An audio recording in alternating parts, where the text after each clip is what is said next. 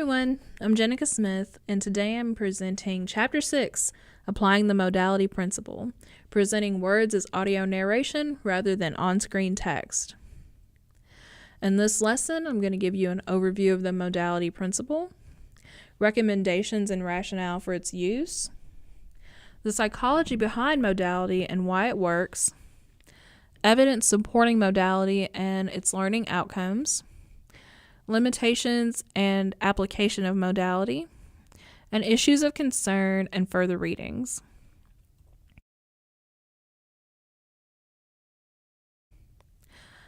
First, we're going to begin with a definition of modality. According to the Oxford American Dictionary, modality is a particular mode in which something exists, is experienced, or expressed. It can also be a particular form of sensory perception, for example, visual and auditory modalities. When we talk about modality, we're talking about learners who are accessing information through multiple cognitive channels, the visual pictorial channel and the audio verbal channel.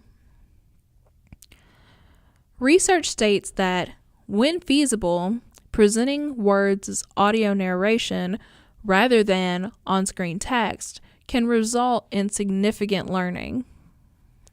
Learners will learn better when information is presented by audio narration, especially if the graphic is complex, the words are unfamiliar, and the lesson is fast-paced.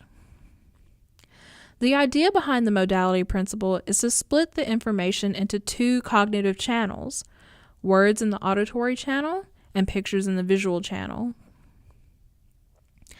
It is recommended that when creating e-learning lessons with complex graphics, for example, animations, images, videos, etc., you include audio narration rather than on-screen text.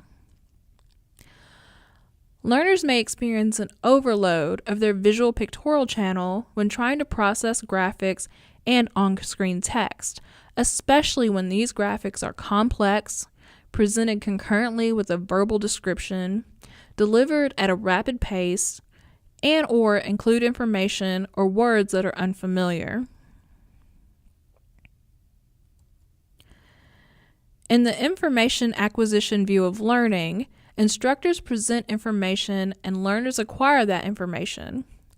When viewed from a production standpoint, text and audio both present the same information, yet it is easier to produce text than audio narration.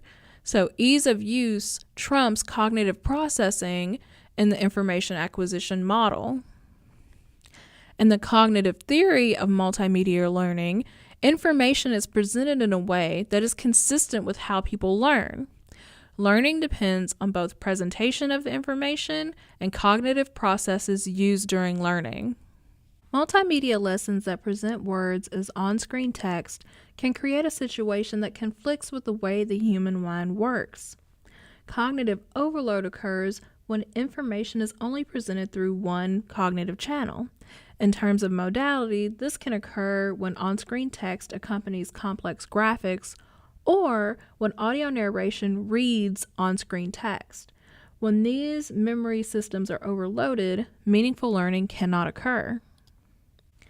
In contrast, the modality principle, which is based on the cognitive theory of multimedia learning, favors information that is processed through both the visual pictorial channel and the audio verbal channel.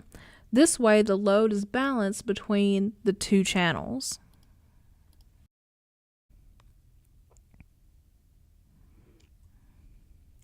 There have been numerous studies done to support the recommendation of narration.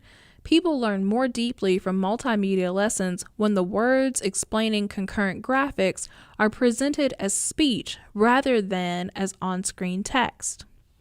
In the following studies, we'll be looking at the parameters of the study, problem-solving activities testing the modality effect within the study, and the effect size of the results. In this study, students viewed an animation depicting the steps in lightning formation. These images included either an on-screen text caption, seen here, or concurrent narration. The words in the narration and the on-screen text were identical, and they were presented at the same point in the animation. When tested, students in the animation with narration group produced more than twice as many solutions as those in the animation with text group, yielding an effect size of greater than 1. This is referred to as the modality effect. Learning occurs more deeply from multimedia lessons with audio narration. In addition, eye tracking studies found that students in the narration group spent more time looking at the graphics than did students in an on-screen text group. When graphics were described by on-screen text, students were largely guided by the text, so processing of the graphics suffered. In this study, students worked in an interactive environment aimed at explaining how an electric motor works.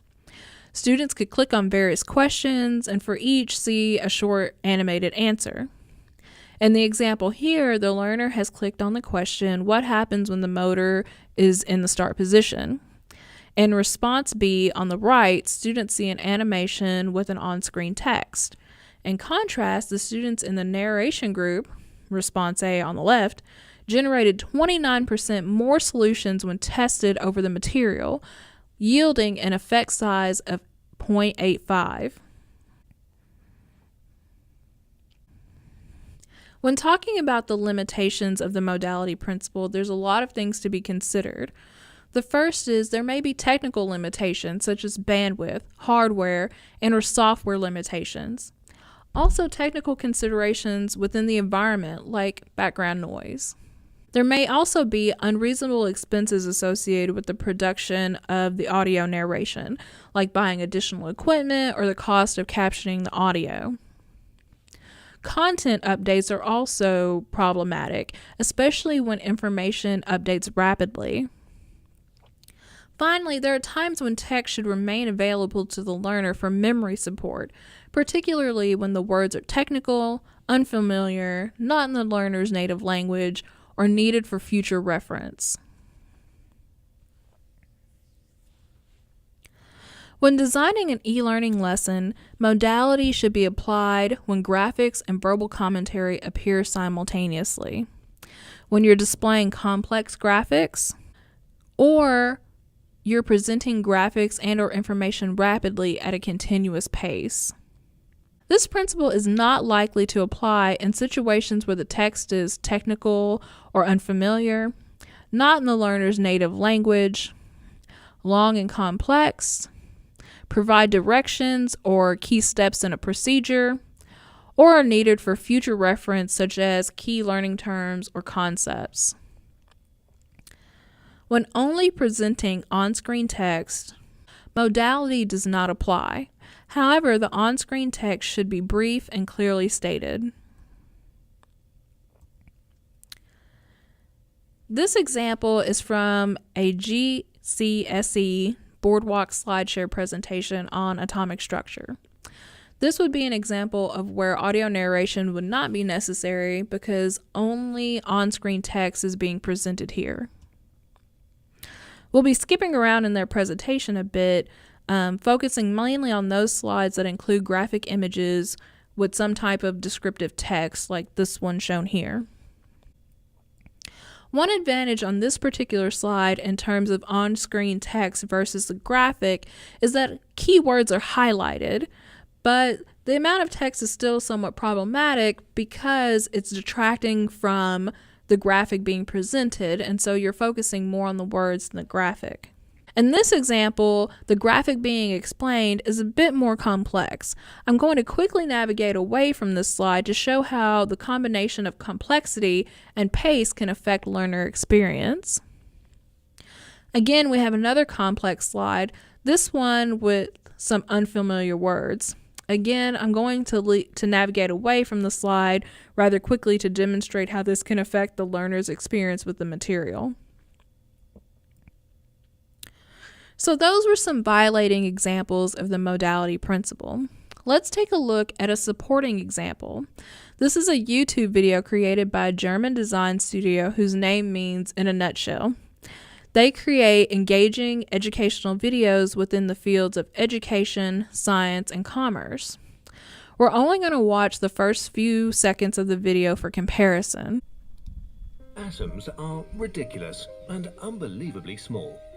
A single human hair is about as thick as 500,000 carbon atoms stacked over each other. Look at your fist. It contains trillions and trillions of atoms. If one atom in it were about as big as a marble, how big would your fist be? Well, about the size of Earth. Still hard to imagine? Let's try something different. As you can see, this video was much easier to understand than some of the examples from the previous slides because we could focus more fully on the graphics being presented.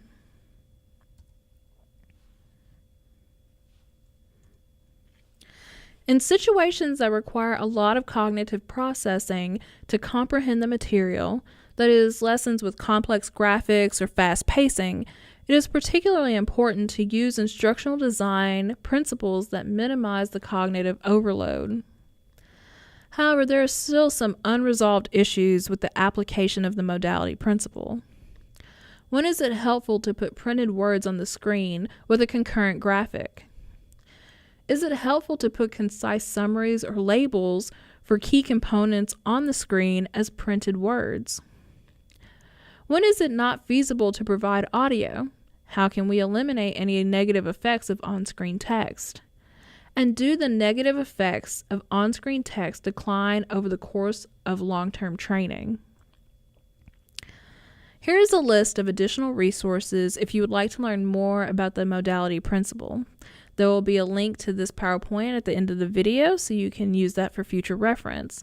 I'll also include just this slide in case you wanted to just have the reading list.